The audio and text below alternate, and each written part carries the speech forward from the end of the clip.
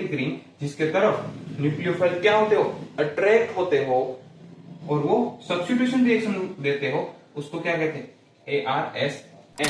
Hello दोस्तों, तो पिछले लेक्चर में हमने लगभग अपना रेजोनेंस खत्म कर दिया था।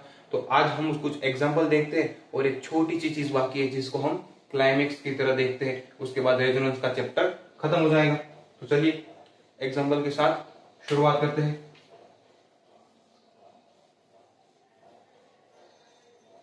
यहाँ पे C ट्रिपल बॉन्ड N। अब देखो तो ये कार्बन है, उसने 3 बॉन्ड शेयर किए नाइट्रोजन के साथ, और कार्बन और नाइट्रोजन दोनों में इलेक्ट्रोनेगेटिविटी किसकी ज्यादा है। ये देखो, ये ब्लैक वाला कार्बन आपका, ये आपका नाइट्रोजन दिख रहा है, ये आपका क्या है, कार्बन है, ये नाइट्रोजन है। तो कार्बन से तो नाइट्रोजन आगे के नंबर पे आता है, मतलब कहां से कहां जा रहा है, अगर कार्बन से नाइट्रोजन जाना है तो लेफ्ट टू राइट। अगर लेफ्ट टू राइट जा रहा है पीरियोडिक टेबल में तो क्या इंक्रीज होगी, इलेक्ट्रोनेगेटिविटी इंक्रीज होगी। तो अगर नाइट्रोजन की 2.5 है तो नाइट्रोजन की तो उससे ज्यादा ही होगी। तो कार्बन से नाइट्रोजन की अगर इलेक्ट्रोनेगेटिविटी ज्यादा है तो ये बॉन्ड की इलेक्ट्रोडेंसिटी है वो कौन अपनी तरफ खींचेगा, नाइट्रोजन खींचेगा। तो ये कार्बन क्या बनेगा, पार्शियली पॉजिटिव चार्ज, और नाइट्रोजन पार्शियली नेगेटिव चार्ज। अगर ये पार्शियली पॉजिटिव चार्ज बना मतलब अब उसके हाथ में लोटा है और लोटे में उसको भीख किसकी चाहिए, उसको इलेक्ट्रोडेंसिटी की भीख चाहिए, और वो भीख पूरी कौन करेगा, वो करेगी हमारी ये एरोमेटिक रिंग। तो ये पाई बॉन्ड यहां पे शिफ्ट होगा क्योंकि ये पार्शियली नेगेटिव बनेगा, ये पार्शियली पॉजिटिव बनेगा, तो ये पाई डेंसिटी यहां पे चली जाएगी।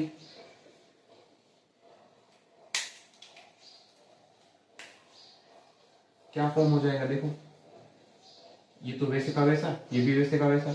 यहाँ पे C डबल बॉन्ड N, आई बात समझ में, ये नेगेटिव चार्ज और यहाँ पे क्या आ जाएगा, पॉजिटिव चार्ज। अब क्या होगा, अब तो हम लोग देखते आए वही होगा, ये यहाँ पे तो यहाँ पे पॉजिटिव चार्ज जनरेट हो जाएगा।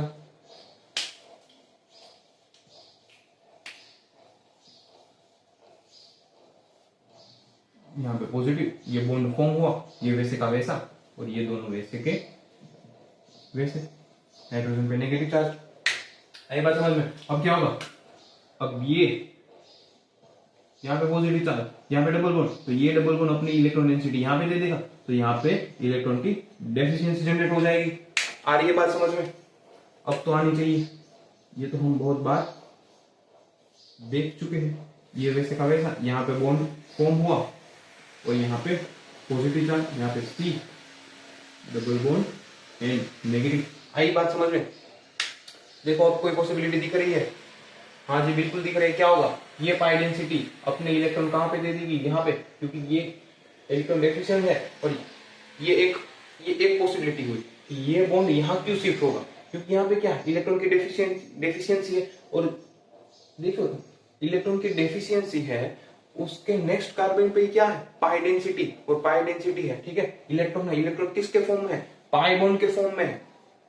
तो अगर इलेक्ट्रॉन की डेफिशिएंसी है और उसके बाजू में ही अगर पाई डेंसिटी अवेलेबल है तो क्या करेगा, ये पाई बॉन्ड यहाँ पे शिफ्ट कर जाएगा, ठीक है। ये एक पॉसिबिलिटी हुई। दूसरी पॉसिबिलिटी, दूसरा ड्राइविंग फोर्स क्या है कि ये बॉन्ड यहाँ शिफ्ट होगा। अब देखो तो नाइट्रोजन पे कौन सा चार्ज है, नेगेटिव, और नेगेटिव चार्ज कभी स्टेबल होता है, अरे नेगेटिव चार्ज है मतलब ये तो क्या हुआ हमारा लखपति, ये किसी ना किसी को तो देगा मतलब वो स्टेबल नहीं है, ठीक है, वो कुछ करने को तड़प रहा है।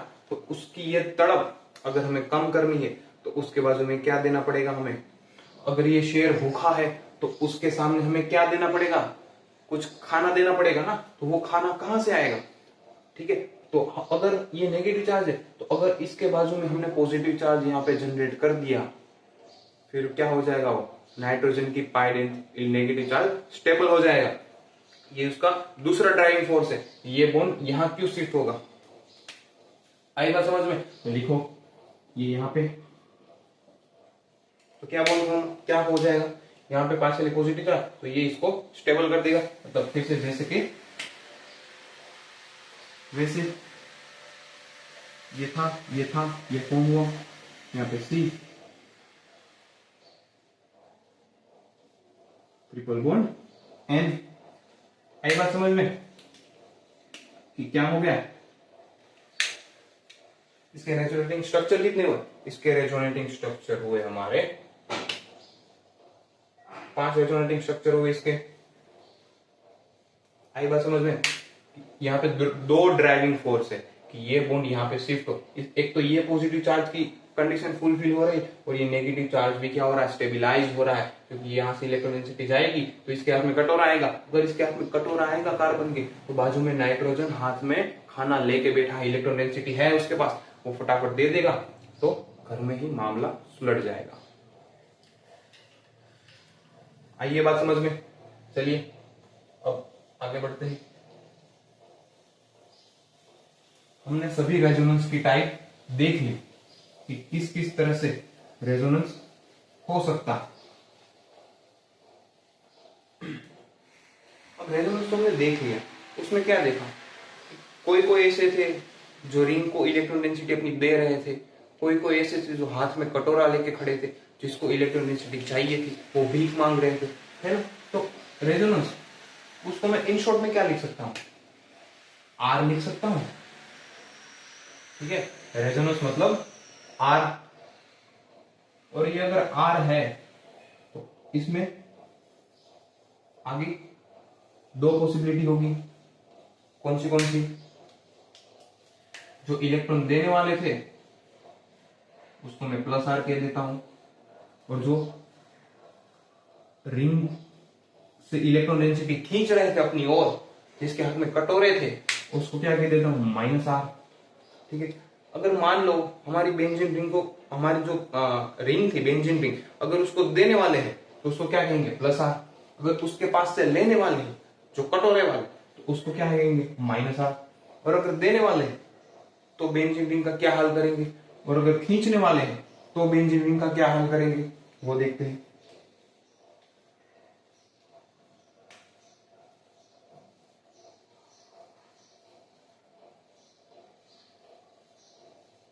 यहां पे मान लो कोई ग्रुप है, कोई भी ग्रुप है, इसको मैंने डिनोट किया है जी से, ठीक है? और अगर देने वाले हैं तो कहां कहां पे नेगेटिव चार्ज बन रहा था? नेगेटिव चार्ज हमारा बन रहा था ऑर्थो पे और पेरा पे। आई बात समझ में? समझ रहे हो ना? अगर ये ग्रुप यहां से लेगा, यहां से देगा, तो यहाँ पे क्या आएगा? Negative charge. फिर यहां से यहाँ पे नेगेटिव चार्ज आएगा, फिर यहां से यहाँ नेगेटिव चार्ज आएगा, ठीक है? अगर ग्रुप देने वाला हो, अगर मान लो ग्रुप लेने वाला है, तो क्या होगा?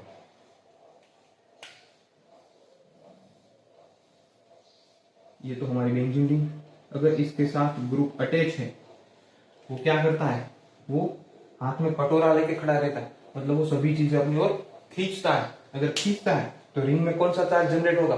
पॉजिटिव, क्योंकि रिंग को देना पड़ेंगे ना। अगर रिंग देगी तो रिंग के पास कुछ तो कम होगा, तो उसको हम किससे डिनोट करेंगे?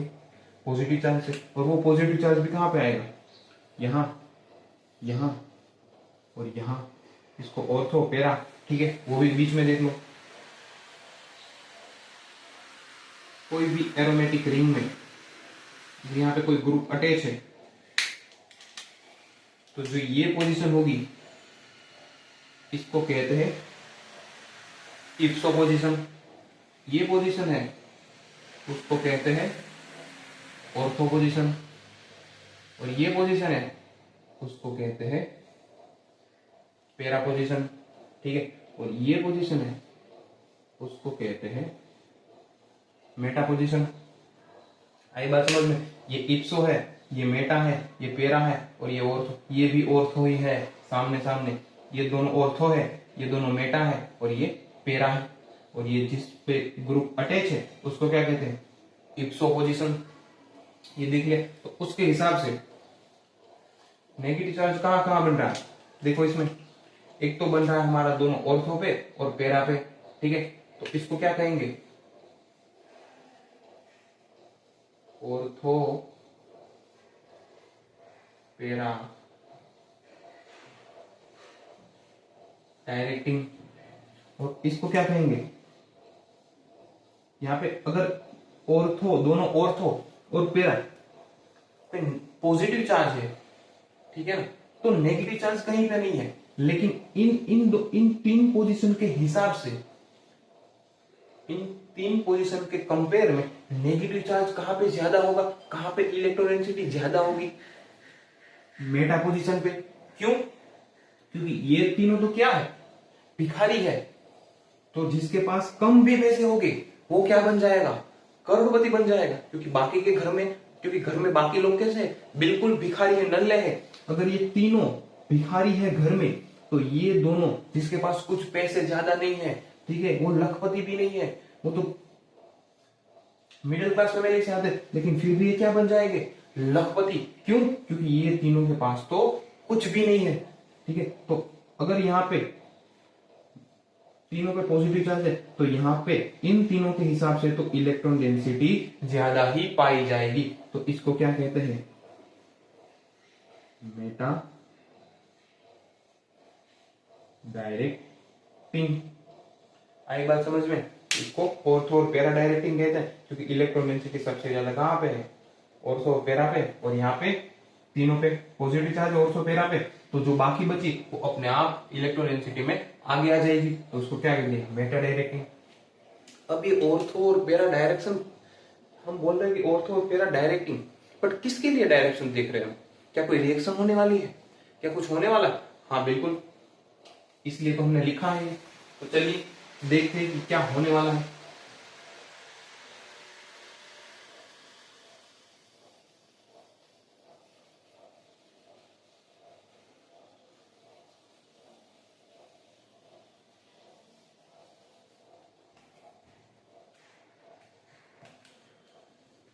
कोई भी रिएक्शन सबसे पहले होती है एसिड बेस रिएक्शन, वो सबसे पहले होती है। ये है type of reaction, type of reaction सबसे पहले होती है एसिड बेस रिएक्शन, उसके बाद होती है एडिशन रिएक्शन, उसके बाद होती है सब्स्टिट्यूशन रिएक्शन, सब्स्टिट्यूशन रिएक्शन, और सबसे लास्ट में होती है एलिमिनेशन रिएक्शन।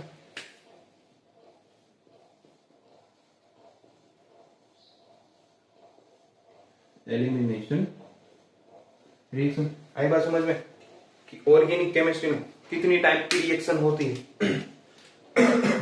तो उसके लिए हेडिंग हमने क्या लिखा है कि टाइप ऑफ रिएक्शन। तो टाइप ऑफ रिएक्शन कौन सी होती है, एसिड बेस रिएक्शन होती है, एडिशन रिएक्शन होती है, सब्स्टिट्यूशन रिएक्शन होती है और एलिमिनेशन रिएक्शन होती है। लेकिन उसमें सबसे पहले कौन सी रिएक्शन होगी, तो okay, सबसे पहले एसिड बेस रिएक्शन होगी, उसके बाद एडिशन रिएक्शन होगी, बाद में सब्स्टिट्यूशन रिएक्शन होगी और सबसे लास्ट में एलिमिनेशन रिएक्शन होगी। तो हम यहां पे देखने वाले हैं सब्स्टिट्यूशन रिएक्शन। तो सब्स्टिट्यूशन रिएक्शन में क्या होता है वो देख लेते हैं।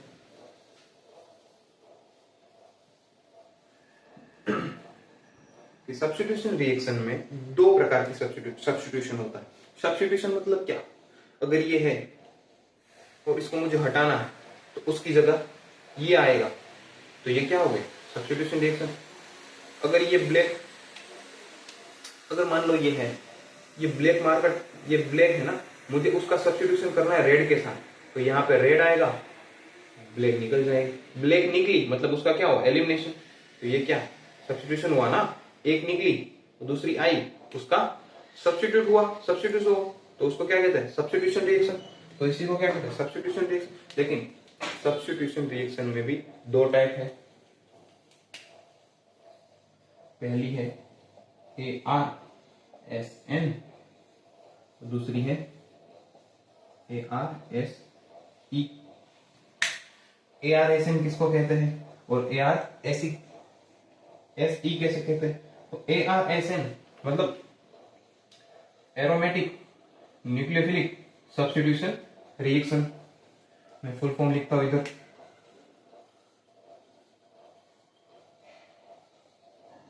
एरोमेटिक,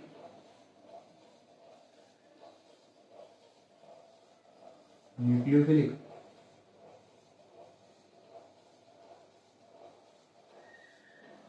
सब्स्टिट्यूशन रिएक्शन, और यहां पे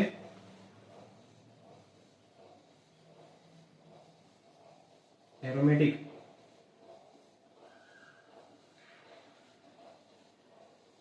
न्यूक्लियोफिलिक, सॉरी न्यूक्लियोफिलिक तो लिख लिया ना हमने, एरोमेटिक,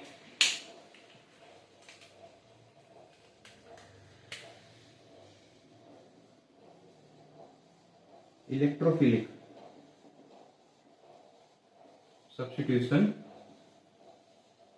रिएक्शन। ठीक है, ये इसके फुल फॉर्म हो, और फुल फॉर्म से ही हमें पता चलेगा कि किसका काम क्या है। पहला क्या है, एआरएसएन, दूसरा ARSE, substitution reaction, aromatic, nucleophilic, substitution reaction, aromatic, electrophilic, substitution reaction. अब इसका मतलब देखते हैं। एरोमेटिक, न्यूक्लियो, एरोमेटिक मतलब क्या है, हमारी जो बेंजीन रिंग है ना, एरोमेटिसिटी हम आगे देखेंगे, अभी सिर्फ इतना याद रख लो कि जो एरोमेटिक मतलब क्या, एरोमेटिक जो हमारी बेंजीन रिंग है ना, वो एरोमेटिक है। ठीक है, और क्यों है, कौन नहीं है, कौन हो सकता है, वो सब हम बाद में देखेंगे।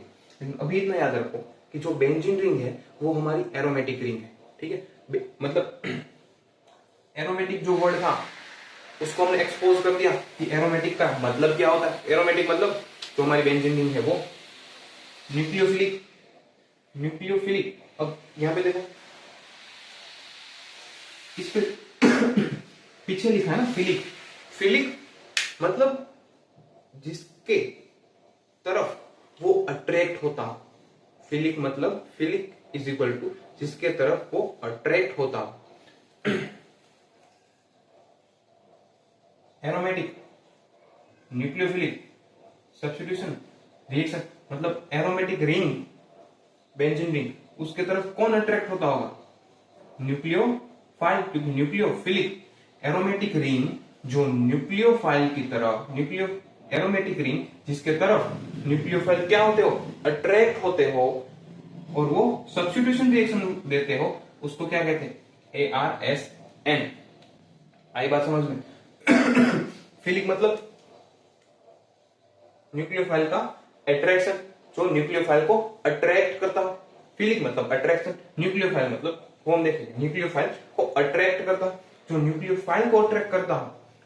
ऐसी एरोमेटिक रिंग में अगर कोई सब्स्टिट्यूशन रिएक्शन हो तो उसको क्या कहते हैं, ARSN।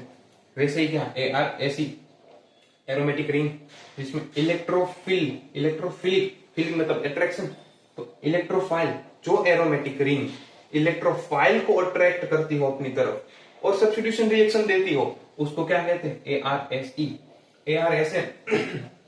कोई ऐसी एरोमेटिक रिंग जो न्यूक्लियोफाइल को अट्रैक्ट करती हो और सब्स्टिट्यूशन रिएक्शन देती हो, मतलब न्यूक्लियोफाइल आता है तो कोई जो पहले से था वो निकल जाता है, तो इसको उसको कैसे कहते हैं, ARSN। और ARSE मतलब ऐसी कोई एरोमेटिक रिंग जिसमें इलेक्ट्रोफिलिक मतलब इलेक्ट्रोफाइल अट्रैक्ट होता हो और सब्स्टिट्यूशन रिएक्शन देता हो, तो उसको क्या कहते हैं, ARSE। चलिए बाकी की बात अगले लेक्चर में देखते हैं।